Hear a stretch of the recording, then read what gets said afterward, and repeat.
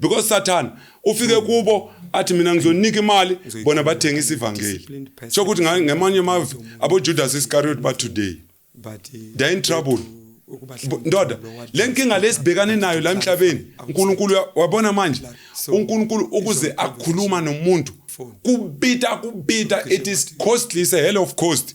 Why? Sesingene kakhulu esonweni. Singene kakhulu esonweni. Kuyabiza ndoda. Like ngishilo ukuthi kune 3 demons. These 3 demons are very dangerous. Ayuceda lo mhlaba lo. Demon of pride, disobedience and ignorance. Lama demon lawo are dangerous kakhulu. Kwa manje abantu laba bazolalela le episode instead yokuthi ba repent bo hamba bakhuluma ngomfundisi Mashabana ukuthi akakhulumanga kahle. Sisengozini lenkulu abazalwane, there is no other way. Christianity yethu yilimele kakhulu.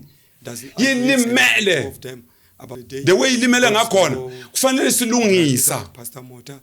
Kufanele silungisa. Akungeke kulungiseka because most of the people laba ku authority lamasontweni elaba seba connected na Satan. Ngafika manje ngithi nginimlayeza waNkulunkulu esontweni noma khona la Soweto la. Wazi kungangithatha 3 months ukuthi ngingena la esontweni ngivumeleka ukuthi umlayezo wakhona uthi. Abanye bokutshela ukuthi mawunemlayeza ulethe siwuzwa ukuthi uthini. Basafuna ukuvaluate message yaNkulunkulu bayi-editable. Welcome to the Doe Show. Of course, I go by the name Christmas. You already know I'm doing the best show. Otherwise, on sound and camera, this thing is usual. I got my man James and on my right, I got my man Ganda. Do one story at the time and one testimony at the time. If you're new to the channel, where have you been? Please subscribe, press the notification bell as well as join the membership. Here, we are nominated as the best podcast of the year. You can go to www.sasmawa.co.za. You vote for us. It only costs R250. And also our t-shirts are available. Only cost 300 Rand. Otherwise, James, are we on grace or what? We on grace. Hey, you busy. Yeah. You busy. Asko peace. Ufuna ukuthini ubabu dinga. Yeah, hey no tabi. Ngibeka kahle ne. Babu dingana ubuye. Awube vele kube ngiWhatsApp ethi Chris siyamfuna lo mina ababudinga namba kanginawo. Angazi kanjani. No zowatho. Nene ngathi awashiyanga ku festival. Awashiyanga futhi sengibathe kwathi babudinga ngizomthola sengazathi akubantu angifuna amanamba akho. Ngithi anginawo sengibathe ngiyabhala lapha ku WhatsApp ngithi babudingani next. Ngithi angisazi ke but ngibatshela ukuthi awuzobuya. Mayebuya bazowathola. Ganda lithini ixesha? Xesha lika Yesu. It's cost time. Sibonga mina babudingani uhlala ungifonela ne? Yeah. Mara uzibiza ngobabudingani musa. Pastor Dingani. Pastor Dingani. Ubani uMashabelo? Mashabana. Uwe. Oh, mina didela. Wena nje abantu abayithu. No, like nyamangale like angithi bekehlala phone uthi Pastor Mashabana. Mina ngithi Mashabela futhi bengingalizwa kahle. So mawuthi Dingani nyamangale kanti ubani ohlala phone. Ileke Dingani ngilazi kahle kahle. Oh, okay baba siyakwamukela eshowini. Siyabonga kakhulu ukuthi uzwa abantu bayithanda episode yakho bashona nendlela obeka ngayo izinto mhlawumbe oyichaza ngayo ukuthi zenza umqondo kube nokunye bebengakwazi mhlawumbe ifunga angisasigcine kuponje James. Yeah, sakhumbula kahle but I remember besithinta topic is sensitive nyo. Yeah, ibesifunda Spirit of Python those snakes. Yeah. I think that's where we left off. No. Oh. Usakhumbula baba ukuthi singaqhubeka kuphi? Ngisakhumbuka. Awusakhumbule?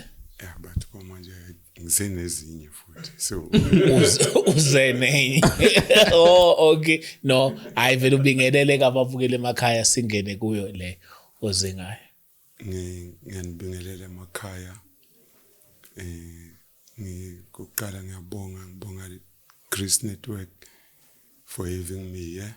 And as an introduction, let me give you people my numbers. It's 082506063. That is a 24-hour communication network. Ayivalwe ihlala ngitholakala lapho. So feel free to call me, but related to anything zensindiso and nothing else. So ngasho nje lokho. Okay, baba, siyabonga kakhulu. And my coming this time, this side of Gauteng, it was not easy. It was a battle. And ngabona uNkulunkulu angisiza up until ngizofika. Uyabona mawenza into yiseplanini yaNkulunkulu ayifeyili. He helped me so much. I came with my car. Ngaba ne challenge of petrol, but God made a way. Ngagcwalisa ithenga ngizofika la Gauteng. So ngiyambonga kakhulu uNkulunkulu. And very surprisingly, nami bengiqala ku-experience lento ngiyi-experience. Lento ngiyi-experience angithembi kunomuntu aze wahlangana nayo. Past 8 driver. Mangibheka lama site ngibengibona ngathi kunelanga likhanyisile. Ngibona amalayithi emoto ngalayitanga. Ngibheka istarat ebusuku. Starat si clear. Ngisengithi labantu bahlangana ba bright kanjani kusase clear. Just like that. So but ngabona ukuthi God was ushering me to come to Gauteng. Ingakho ngicindezela ukuthi ngiyambonga kakhulu uNkulunkulu. Nalo msebenzi lo benguzele lana uhambe kahle kakhulu ethembisa bekulonjwa iministry, so all things ungathi bese zihambe kahle akunala kube difficult khona. So sibonga uNkulunkulu kakhulu. I've got 2 things to clarify. Le message ngiyizele la, but before the message I want to pass by. Ngifuna ukclarify indaba ya brother no Pastor Mota. I know bekungamelanga ngize ngizoyikhuluma lana. I'm a disciplined person, and ngihlonipha futhi umuntu omunye, and ngihlonipha futhi anything that involves God. But I'm not here to ukubahambalaza noma to lower their status or their standard, but to clarify, because there is a mess up outside, and that mess up need to be clarified. So Izolo, I had a conversation, no brother over the phone. So bekushe ngathi siyavumelelana, but at the very same time asivumelelana, because lo mthwalo nginawo ukuthi labantu must come together again and bachuba umsebenzi waNkulunkulu. But at the very same time usathana mal side little one li understand noma livuma, the other side is negative. I don't know ngithola na. My first coming here August, I spoke to Pastor Mota, and Pastor Mota will sit down and talk. Saw khuluma kahle kakhulu. Waze ungithatha ungikhombisa la brother hlala khona. Unfortunately brother simtholanga. Masimfonela ubrother akatholakalanga. Wachaza ukuthi he's busy. Well, sometimes maybe for his life, I don't know, umuntu ungamazi and afuna ukubona, some such thing like that. Well, I go back home. Now I came, brother sat to khuluma ngefone. So brother wathi kimi, I must, because my approach, I wanted to meet them, to reconcile them. Lento yangihlupha kakhulu and yenza damage outside. Do you imagine these thousands of people laba baresqua through his message, through his preachings, and now they are dumped. They are now between and between. And that thing ayibuyisele uNkulunkulu lutho, and even themselves, the two of them, ababuyele lutho. At the end of the day, God is gonna run it a loss. So, brother, what you know is fine. Kulumisa Pastor Mota, kuti, would he still accept me, or would he still want to sit down with me? Skuluma now. So I'm convinced Pastor Mota, I don't have a problem with him, but for good Slangana, it's not going to be possible because the Friday or today, I'm not sure, he's taking a flight to Cape Town and coming back, he's got some commitment in Durban. So, and also me as well, I'm from far, Mpumalanga. It's 450 km from that side to here. Obviously, I will be going back. So, which means still we're going to still make some another arrangement, and which I don't know when it's gonna be that thing happen. But anyway, what I want to clarify, I know ngiyabazo bazalwana abaningi babambelele ukuthi brother Enigma is a Satanist, is a devil worshipper, is misting, particularly the prophecy at 23 September, what. And I want today, I want to release all these people.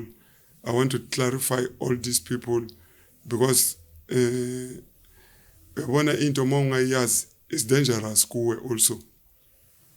You can touch la kungafanele touch a corner and you limaza maybe. This thing, it needs interpretation. Interpretation.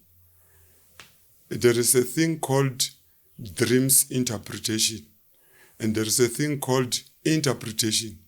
You can interpret mapupo, you can interpret the situation, what is happening. You can interpret something le muntu ayikhulumile. Muntu wakhuluma something angazi ukuthi what is the meaning of it. And obviously we need to go before the Holy Spirit. The Holy Spirit will give us exactly the explanation of what is meant by this thing. If I remember very well, brother came here and confirms kuti yebo 23 September there will be a darkness and people must get amaparaffin. So I want to give the explanation of that thing. The darkness which he was talking about, it was not a physical darkness. It was a spiritual darkness which has already fallen la emhlabeni sesicoverage umhlaba wonke. And kusazoba ne mess up lenkulu kakhulu ebazalwaneni and the whole world. Yabona le disorders complaining ngayo sisadlala manje, still very early. There will be a mess up, more than a mess up. Yabona abantu mabase ku darkness bashayisana kwenzakala yini wonke umuntu wenza lokho akufunako because of that darkness. Darkness le awungeke uyibona ngemehlo wenyama, but it's a darkness which is in spirit. So when he said people, they must prepare a paraffin. The meaning of that thing, he was referring to abantu. They must be in a right stand with their Holy Spirit. Because the Holy Spirit, if akona kuwe, he will able to guide you, he will able to warn you, he will able to teach you. He will able even to tell you, don't do this, do this. Don't say this, say this. So, but abantu, bazalwana the whole world, lento bayithathe ngenyama. Because the danger yokuba mzalwana, ukuphila enyameni. Asifanelanga siphile enyameni, we need to be in spirit. As long as sisase enyameni, obviously there will be a friction between a message yankulunkulu nathi. So, bengitry to explain clearly what is meant by that, the darkness and the paraffin issue. I confirm, brother. So, ngiyathemba ukuthi abazalwane mabayehlisa umoya. Lokhu kufuneka kubazalwane.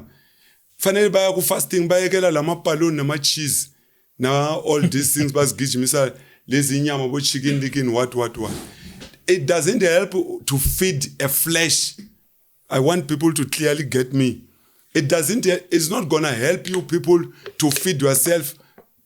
Nidla ukudla umuntu azadla ukudla azabeke eceleni lokwembhedo ukuthi ngina ngobo 12 ufuna kuvuka acedelela le nyama. It doesn't help. Niwese ogweni lokho nithi Jesus. They must go for fasting and prayer.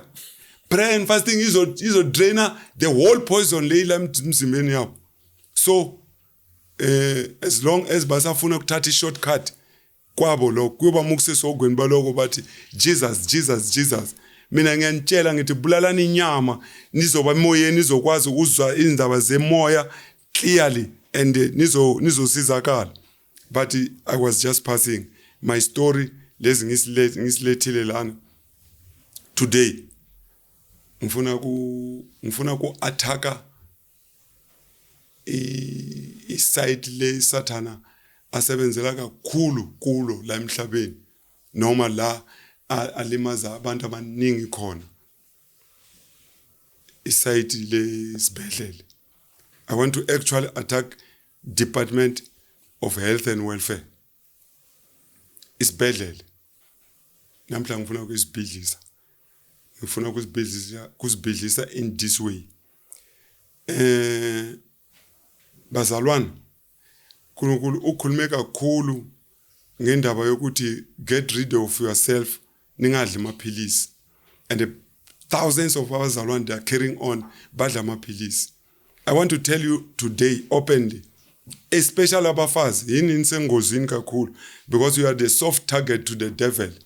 Lalelani ngintshela,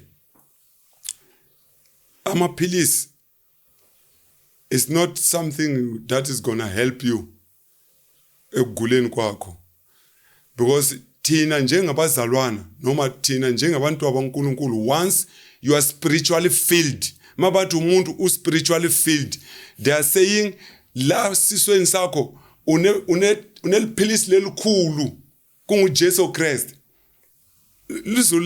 Liyamangala masi sisasidla amaphilisi, meanwhile inside ourselves we've got the tablet, the catalyst. Leshi Jesu simthwele is more than amaphilisi, umkhulu kumaphilisi.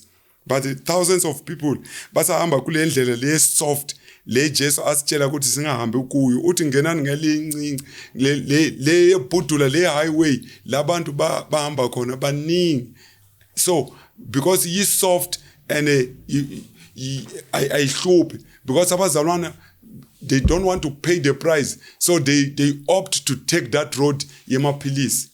And lalela ngikutshela, you can carry on udlala amaphilisi, but tita move atakhona ukuthi at the end of the day ma uthi you consult udoctor ukutshela ukuthi in your womb I see could develop a TB,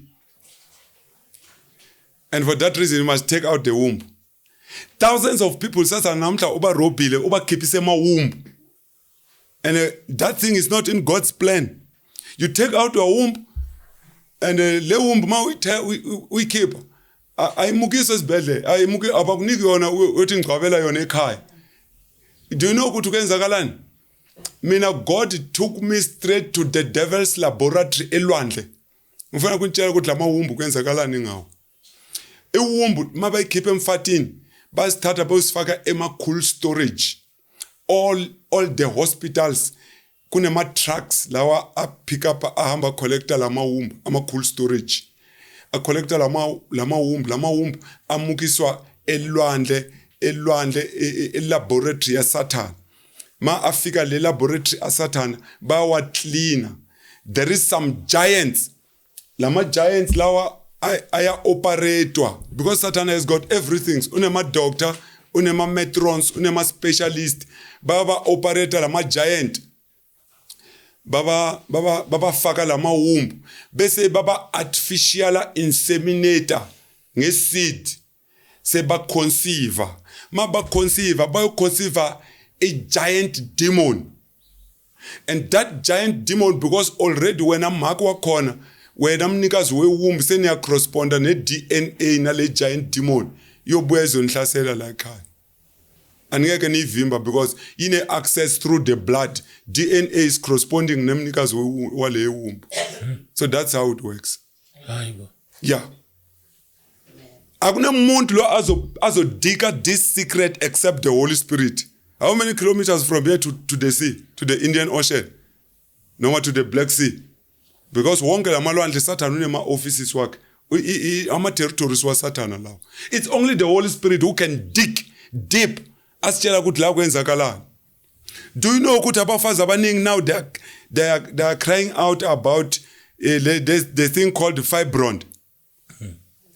And fibroid, you cannot take it out by yourself. Akune tablet you neutralize a fibroid except the Holy Spirit. It's only the Holy Spirit who can crush fibroid. Esisweni samuntu. But it is a process to crush the fibroid. You can roll from here till le main road le. Amakilosa ingani kuya le main road. Mase kufanele uplakwa to the Holy Spirit ay crush fibroid. Esisweni sakho. It's a process because le nto leya la ihlale khona ihlala yisigadla. And mayihlale umbini iyashisa la ishisa khona. Mayishisa umbi develop at loans. Obviously ama guy knows pick up ukuthi ngibona cancer ya developer. So that in other ways when umfazi mawudla amaphilisi you are preparing yourself to ukuthi ufuna ukunikela sathana ngewumbu. And at the very same time ubulala abantwana, you are aborting indirect. Kahle kahle ngelihlelo la kaNkulunkulu as a preventing as Jovi to say angisafuni umntwana, as nathi maphilisi to say angisafuni umntwana. Ma uthi awusafuni umntwana uNkulunkulu yena afuna ukuthi uconceive lo mntwana leli philisi limbulele so abortile indirect. We don't prevent. Ma abantwana bazile, simple as that. Lento yokuhlanya leyo ukuthi abantu bathi bazodlani it's a myth. Mina ngikutshela ukuthi abantu abami uNkulunkulu is looking after them. Simple as that. And when ungazibuza ukuthi how uNkulunkulu has got his own ways of doing things, and the capacity kuNkulunkulu we can't even measure it, we can't even challenge it. So abantu nje sathana uyabakhohlisa abanikeza abadomenta lathi inkondweni tabo baphuma eplanini yaNkulunkulu. The very same tablets lawa wadla yiwo abayenzela lama cancer lawo, and it's gonna push them ukuthi bokhipha amawumbu. And le wumbu ngiyanitshela ngithi imuke elwandle iyo conservisa futhi ama giant ama demon lelwandle. So that is the secret. Abantu abayazi. Let me tell you. Do you know the doctors who are doing the operations are getting more money? Niyazi ukuthi operation iyabhadala. Operation. Base bayilwela la dibhedlela ama doctor. Kuthi ndoda lo muntu wami lo. Wena bewukuphi? What? Uthola ukuthi in 30 minutes or 45 minutes time so lo muntu urete 15,000 to operate or to take out the womb. Why bangakunike lo womb wengqwaba wena? Uthi ngizobela yona. Bayisa kuphi le womb? Because yakho. Ngisho noma ungababuza ukuthi okay mina I'm signing operate my wife but under one condition you give me my womb. Bokutshela ukuthi asukwazi kwenza lokho. Because iyafuneka le. And abantu ababoni lutho. Muse abantu abaningi bayesogweni ngokuba ignorant kwabo. I was checking ukuthi why kahle uNkulunkulu sisize, why kanti abantu indaba yakho ingahlali kubo, why abantu indaba yakho matifika abantwini bayiva but 2 minutes down the line bakhohliwe. Ngathola ukuthi there is 3 demons lawa operator la emhlabeni. These 3 demons yiwo ama pillar of Satan. Demon of ignorance, demon of disobedience, demon of pride. Ashaya abantu abaningi lama demon. Phela bonke labantu imfihlakalo zaNkulunkulu bazazi, bazithola. But ke why bangaphumi? And obviously carnal mind izokutshela ukuthi awukwazi ukuphila without medication. Awuzalwanga nemedication wena. Mina sengineminyaka eminingi ndoda, I don't take the tablets. I don't take a medication. Ngigcine kudala to take a medication. And I don't and I will not. If it means I must die, it's fine, I'm dying, I'm going home. Simple as that. I don't want to waste God's Holy Spirit's process. If he was telling me, he wants to tell me ukuthi zilungise, zihlambulule. Mina instead ukuthi ngizihlambulule, base ngifunela ama medication. God uNkulunkulu une order man. Angeke uNkulunkulu ayakha umuntu ayohluleka ukusolve ama problems emuntwini. Akukhonakali lokho. We are missing a point. Mina ngikhuluma ngabantu abashova ama V12 compressors, abo S600, S500, abo Mercedes. ma ayistarta laya ma ungathi service Jew iyambhalela la ithi visit workshop angikakaze ngimbona athatha le moto ayimukisa ka VW athi please fix my car uyimukisa straight kama couriers then thina why masigula siya esibhedlela sibantwana besibhedlela thina noma sibantwana beNkulunkulu. You see we're missing a point. You know the root cause of all this mess up why thousands of Christians baphila namhla basave uNkulunkulu namhla bamagwala because Satan uba promise ukuthi ngizokubulala and they don't know the secret ukuthi asiphili because we are looking after ourselves siphila because uNkulunkulu ufuna siphila and sizofa because sikhathi sethu sokuphila la emhlabeni sindlulile. So why we miss a point ma ugula the next thing uyasibhedlela abanye abantu bathi lo mfundisi uyabheda besithi right kakhulu mara sewuyabheda sisofa the memory ingqondo yomuntu i-capture wrong information and uma u-capture wrong information obviously konke lokhu uzokwenza it will be wrong before God. Kufanele abantu baye kuma fasting bacela umoya ongcwele a rewire their memory a rewire ingqondo tabo tizokwazi ukuthi mabafunza live leNkulunkulu bazokhona kubuya ku alignment la uNkulunkulu abafuna bahamba khona. Still umuntu uyesibhedlela mabafika esibhedlela abonesi bamthuka yena mabamthuka uthi banemona kanti bamthuka because uye endaweni wrong yena akakuboni.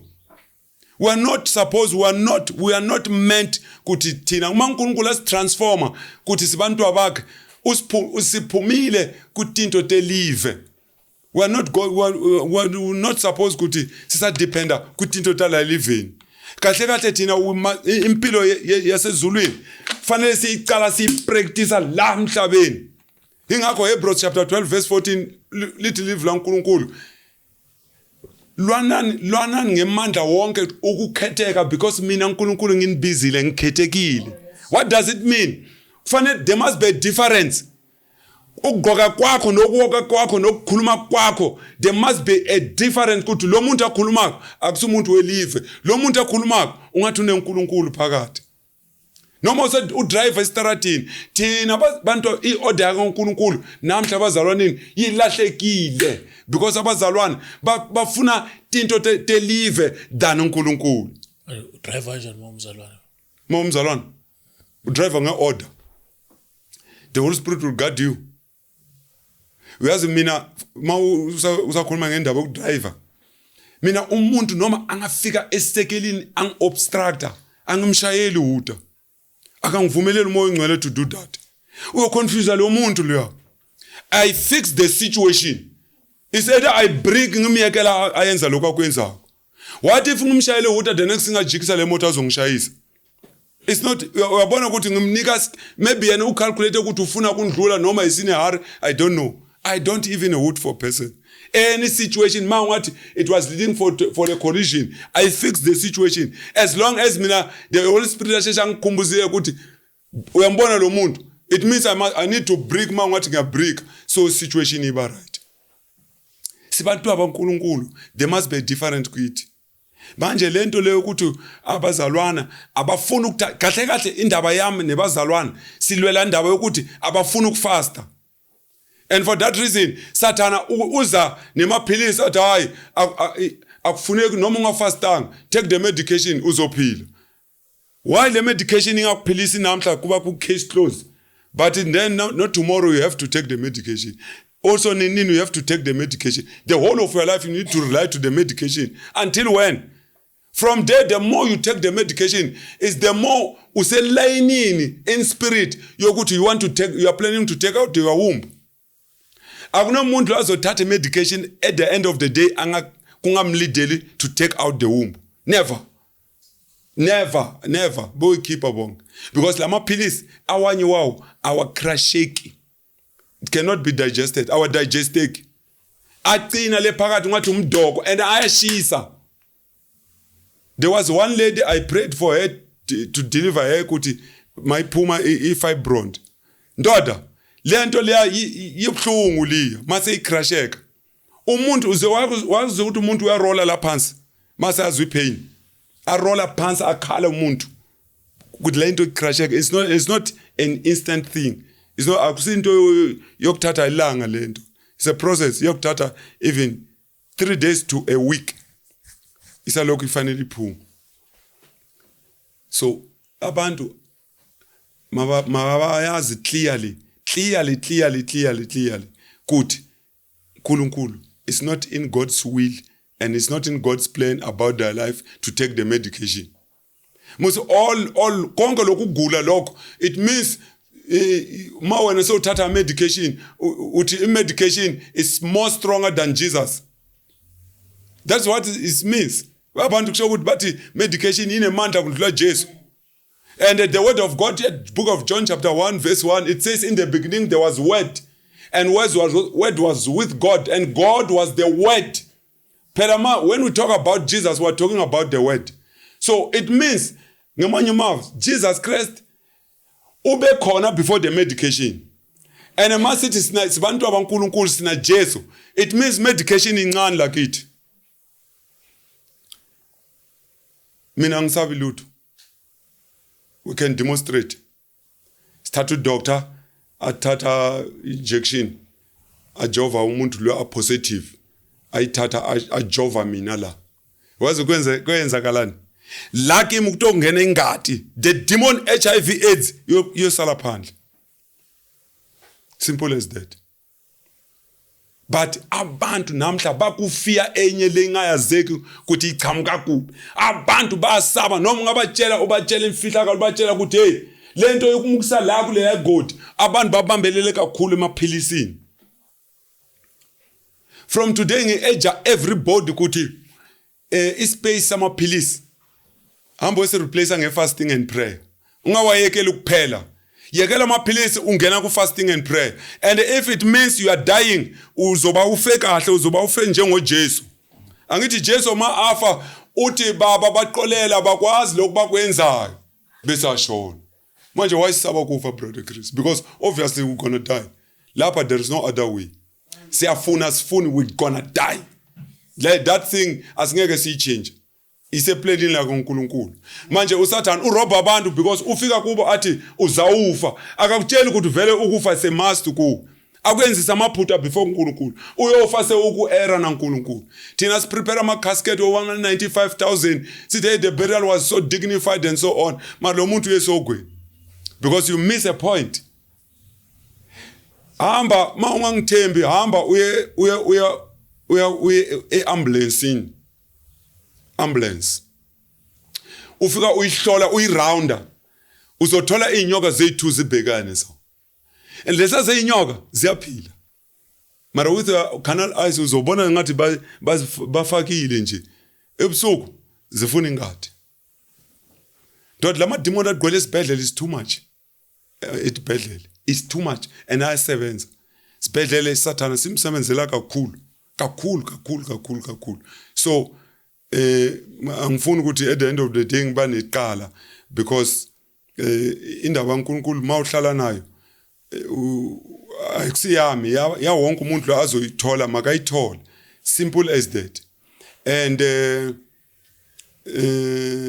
kuneliverse le ku Revelation kuthi also angisathandi le ndaba yokukhotha ama verse is a spoon feeding. Yile nto eyenza abazalwane bangafundi iBhayibheli. Lento yokuthi Revelation chapter 3 verse 13 angisayisebenzisi mina.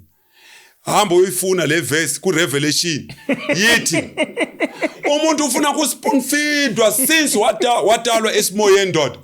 Se lo muntu lo se ungogo usafuna some spoon feeder. Manje uthini mawusuba direct uthi abafunda iBhayibheli? Ya mabafunda iBhayibheli amaphela azahlala lemaBhayibhelini abafundi iBhayibheli bazalwane. And all these things the devil is aware about it. Usathane kahle I've got a sermon la ngithi don't show your weakness to the demons. Ungatshela ama demon you shouldn't let the demons ayazi ukuthi wena uyakwata ukwatiswa i1 2 3. Uyanikeza iport of entry azokuhlasela. Ingakho iBhayibheli lithi kungasi kuphinda liyoshona sisakwatile because it is very dangerous azokuthathisa a decision wrong ama demon. So now manje I'm saying there is a verse ebhukwini yaka Revelation which says bonke abantu emhlabeni labancane labakhulu bophocelelwa ukukhothamela isilwana. They will be forced to worship the beast When you take the tablets, you're worshiping the beast. When you drink, you're worshiping the beast. When you ugqoka leli bhruku la Satan, you're worshiping the beast. Ama-extension, you're worshiping the beast. Izipho, you're worshiping the beast. Lama-necklace, all nyaka. Everything. Lama-lokuzi, uthola umuntu, lo mlomo u-red, ungathi ufike engathini athi nxa. Still, they are worshiping the beast. Nyaka liya yonke yama-demon liya. And pastors, they are in trouble. The whole world. I want to urge you, pastors. You are in hell of shit. Because you compromise the gospel kuze nizothola imali. Ningizwa kahle abafundisi. You are in trouble. Basengozini abafundisi. Ngiyabahlebela. And ngabe bayifixa ngokusheshsha le ndaba. Ngabe bayifixa. And ukufixa le ndaba akusafuneki bafonela mina bathi mina siyifixa njani. Fasting and prayer. Bayilungisa naNkulunkulu le damage le yenzakala esondoda bathima apha namademon naSathana because Satan ufike kubo athi mina ngizonika imali bona bathengisa ivangeli sokuthi ngemanye amavi abo Judas Iscariot ba today they are in trouble ndoda lenkinga lesibhekane nayo la emhlabeni uNkulunkulu wabona manje uNkulunkulu ukuze akhuluma nomuntu kubita it is costly, it's a hell of cost. Why? Sesingene kakhulu esonweni. Singene kakhulu esonweni. Kuyabiza ndoda. Kuyabiza kakhulu. Abafundisi ngabe bayalungisa manje. Kusase eli. Uyabona umuntu mase hamba nethi nyawo takhe usase 100% chance to make a correction. Lento leyo argue leyo kukhuluma le we are wasting a sugar. Ayisizi lutho. Ayisimukisi indawo futhi. Argument. So much sugar. Yeah, siyawesta kakhulu. Fanele balungisa. Bavela baya kuNkulunkulu bathi baba sicolele simoshe livangeli lakho. Livangeli limoshakele brother Chris. Limoshakele ngizibuza ngithi mara madoda Jesu mathi uyabuya kahle kahle ubuyela bobani la emhlabeni. Ngize ngazo umfundisi omunye athi netilwana tiyamlalela uNkulunkulu but is only a person akafuna ukulalela uNkulunkulu. Umuntu unenkinga lenkulu kakhulu. Ngize ngizibuza ngithi madoda kanti uNkulunkulu abantu bayenzeni mara why bangafuna ukumlalela? Abamlalela uNkulunkulu ene kubhlungu ndoda. Uyabona ungubaba. Bantu abakho bangakulalela wabona ukuthi banyanyisa njani? So kangakanani nathi kuNkulunkulu? Phela after God akusase nomuntu is God again. And imagine ukuthi ma uku-error naNkulunkulu, what are you going to say at the end of the day? Sistakile manje sistake kundawo ye1 silwa neBrook nendaba yeBrook abafuna ukuphuma eBrookini abazalwane. eBrook njani? Le Brook labafazi. Bayokutshela ukuthi hayi Paul bakhuluma nebantu baseKorinto. Lokho akusikwethu lokho. Ba justify. Just like that. And uSathane uhlanganiphile ebandleni uyenza ukuthi labo maki bagcoka liBrook mababe nemali kakhulu to neutralize them mfundisi. Kuze mfundisi angasho ukuthi liBrook uNkulunkulu akalifuni. Not ukuthi abayazi ukuthi uNkulunkulu akalifuni. Wenzani bayazi they know. Wena ngicela ukuphindela laba ukuthi kahle. Ngithi mina uSathane uhlanganiphile. Uthathe imali wayihambisele bafazini. Do you know ukuthi abafazi banemali kakhulu? Kundla amadoda. Awuzwanga ukuthi manje kunemthetho lo uthi abafazi they are allowed to marry you. Mawungathi umfazi wakho wakaMashabane akugana wena uba Mashabane ungasabi kunene. Kodwa nezwa. Yeah, ikhona manje lento. Satan is serious uyasebenza thina bazalwane siyadlala musi. We are playing. And isidlala sasikhathi saNkulunkulu. Manje ngithi mina uSathana uyazile ukuthi the only way yokuthi ngiwina abazalwane imali mayihambele abafazini and labafazi laba mabahambe babanemali ilabafazi labo ba ku-error naNkulunkulu so that umfundisi bazomneutralize angasabatsheli ukuthi uNkulunkulu akanifuni nigqoka bhruku niphenduka boJezebel gqokani isketi lesishaya lephansi nivala inhloko nithatha dressing code yasezulwini unika labafazi futhi aba wrong. Yeah. Abaniki laba ngathi angithi ufuna leli demon libuya la esontweni lizobusa.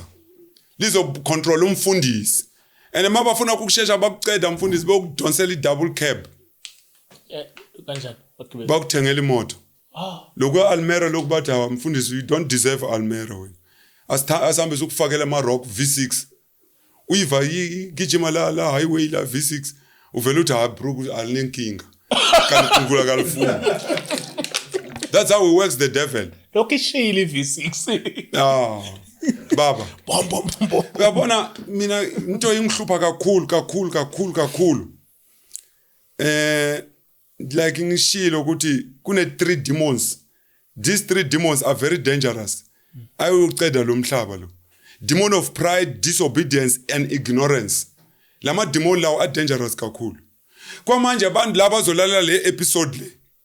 Instead yokuthi ba repent. Bo hamba bakhuluma ngomfundisi Mashabana ukuthi akakhulumanga kahle. Uyabona ukuthi lama demon amobilize njani? Ayamobilize and a very quick.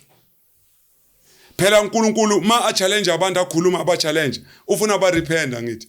Kuze naye intukutelo yakhe izobohla ibuyele phansi. Instead yokuthi bantu ba repent, they're not going to do that. They're going to ignore what God is saying and take their own approach. And ebakhohlwa ukuthi Satan ubaqhubela esogweni kancane. Satan uhlanganiphe kakhulu. Mina uyabona mina brother Chris uNkulunkulu mina nabafo bami angisabathembi. Angisabondanga kubo the way ngibonde ngakhona kuNkulunkulu. Because he proved himself ukuthi uyangazi and uyangithanda and uyanginakekela. Lezi zinto lezi angenzele zona is too much through his efforts. So angikwazi ukumbetray. I better die while I'm in right stand with God. It's much better that one. And the very same conviction laying convince ukuthi Jesus Christ is Lord and the personal savior of my life. Hiyo lena namhla ingiconvince ukuthi mangihlala mangifa ngifela uNkulunkulu mangiphila ngiphilela uNkulunkulu. Simple as that. Manje angeke ngivumela Satan azongiconfuse, azongiroba, azongitwista, azongicontainer because ngemoto mhlambe azongicontainer ngokuthi make sibanibani namhla naye akagcoka kahle. Ngizomtshela njani because ungithengele ipericardine. Bible liloko lisitshela lithi konke lokhu uyosha la emhlabeni kuyasala lokhu la. Phela uSatan iproblem yakhe bazalwaneni kumzalwana akafuni le material lesi gijimisako. Unenkinga ne destination yakho kuthi uyophelela kuphi. Ingakho ubona sisazo struggleisha tribulation iseza izela thina bazalwana. Why? It's because as long singa agree no Satan kune area lesi singavumelelani khona naye still sisazo safarisha but kwesikhashana nyana. And ukusafarisha kwethu singakusabeli because vele is there for us mara lesi yakhona is forever. So lento le akusukudlala le, it's not pap and flace. Yefuna abantu laba bazothatha ama solid decision and implement them. Ngesibindi kufuneka sibindi. Ingakho iBhayibheli lithi uNkulunkulu umoya ongcwele mathi gum emzalwaneni upackage nemoya wesibindi. Kuthi ube bold, uthatha ama decision we heavy. Lento le compromise le ekhaya bathi kunema rituals, the next thing uthi hayi angeke ngibe khona mara 9000 nizobona ukuthi nenzani. It's nonsense. It's not a Christianity that thing. You are now uphinza futhi uvuselela icovenant le uphuma kuyo futhi nema demon. Mina uNkulunkulu unginike imali, ngithatha imali futhi ngosebenzela ama demon. Angihlukananga na Akab musa. Uyamazi lo muntu bathi Akab la eBhayibhelini. Wenza? Lo baba lo bathi Akab. Wenza? Indoda eJezebel. Bathatha ama instruction kumfazi. Ibezwa ngumfazi. Yeah. Lo make lo and bad dangerous kakhulu. Hayi very dangerous. She was sillyful the woman. Lo make lo baba angakhuluma lutho kulo make. Omamerana yonke into. Yeah, she was running everything. Bekunguye baba lento yenzakala namhla. Sisengozini lenkulu abazalwane, there is no other way. Christianity yethu yilimele kakhulu. Yilimele. The way yilimele ngakhona kufanele silungisa. And akungeke kulungiseka because most of the people laba ku authority lamasontweni ilaba seba connected na Satan. Ngafika manje ngithi nginimlayeza waNkulunkulu esontweni noma khona la sowethu la. Wazi kungangithatha 3 months ukuthi ngingena la esontweni ngivumeleka ukuthi umlayezo wakhona uthini. Abanye bokutshela ukuthi mawunemlayezo ulethe siwuzwa ukuthi uthini. Basafuna ukuvaluate message yaNkulunkulu bayi-edita bona. Who are they them to edit God's message? Because uNkulunkulu makhulumile ukhulumile. Bantu bangarepent bangalungisi bayisogweni. Amademoni abuye ngobuningi manje. Ungakhohlwa ukuthi kwamanje chief demon le operator la emhlabeni manje the whole world is a snake. Ayidlali leyanyoka.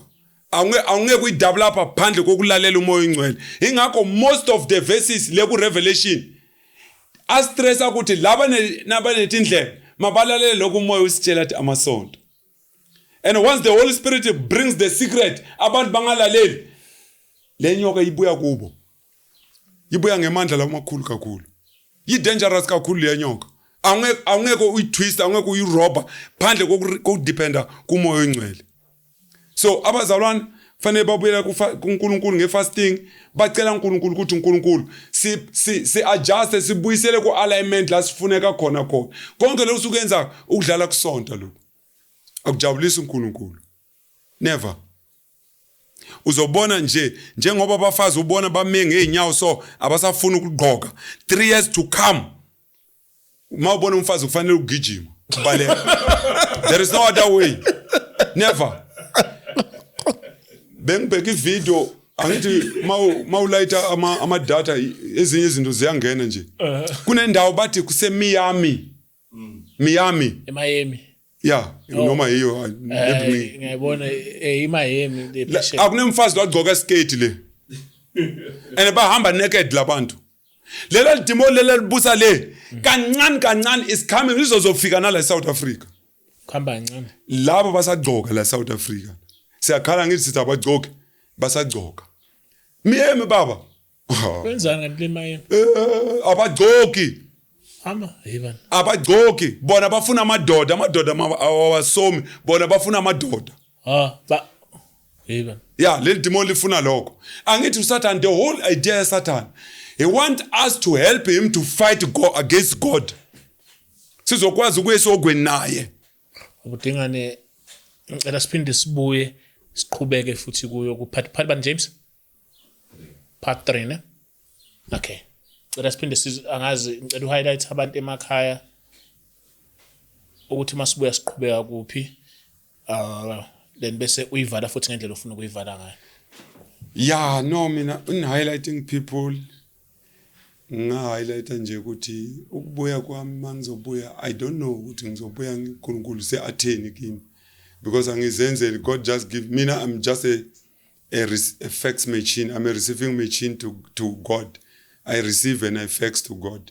So it will depend ukuthi or lokho bengakapheli mhlawumbe uzoqhubeka kokho. No, lokho uma ngathi singe wrap up or to overall ngasho nje ukuthi abazalwane abarepent abaphume ezintweni zamhlaba thina asibantu bala emhlabeni. And for that reason uyabona ukuthi into engizwisa ubuhlungu ngibona lento bayenza noma ukusiphatha kwabo ngibona outcome yayo ukuthi ibuhlungu ngakanani. Awungeke uhamba njengomzalwane uthola umfula ugqwele instead ukuthi ucrossa lo mfula ngegama lika Jesu. Sathana la sayitini ayakhela ibridge athi buya uzocrossa la kuyacrosseka ucrossa umfula ngebridge la Sathana. What do you think? Awubona ukuthi Sathana uzo at the end of the day uyothi musmina nawe sa partnera le bridge. And konke lokho bakwenza out of fear. And fear iBible ichaza straight vele ukuthi amagwala awonokungena ezulwini. So there is no other way. Kufanele sincenga umoya ongcwele kakhulu simncenga asifilapa asirefilla sibe strong sibe bold enough. Funeka sibe bold kahle sibe nesibindi. Mawunesibindi awusabi lutho. Uyabona uDavid uzawabulala Goliath out of boldness. Akabhekanga lokho baSaul bakushow. Akazange abheke i-physical appearance kaGoliath. Kodwa ubheke one thing. Kuthi no, I'm going to kill this one because lo nginayi is more than lo Goliath. So ngichaza ukuthi lokugula donketif dincane kuJesu lo unayo. Leligama lesinikezwe lona It's more than all things lesizibonayo la emhlabeni. Yini into leyisabisabo la emhlabeni? Incane whether is bomb AK47 noma ibomb leyinjani noma yini ayikhulelanga the name of Jesus. Leli gama is very big and abazalwane bo kokunye kwakhona ukuthi bona they doubt the name of Jesus. Abalithembi because mabalithemba and then why they panic? Why babaleka? Why basaba? Why basaba babe magwala? Leli gama sinikezwe lona likhulu kakhulu. But obviously mabasaba and then amaphilisi abadle amaphilisi abamukisisa ogweni. Abangeke balunga. Fibroid you take out your womb and abanye laba khiphe amawomb fanele bocela xolo kuNkulunkulu through fasting and prayer. But baba sicela usicolela sithengise umzimba wakho. Sithengisele sathana umzimba wakho. Mina ngiyantshela ukuthi lamawomb yenu aye kuphi? Aye elwandle. Ngiyabonga.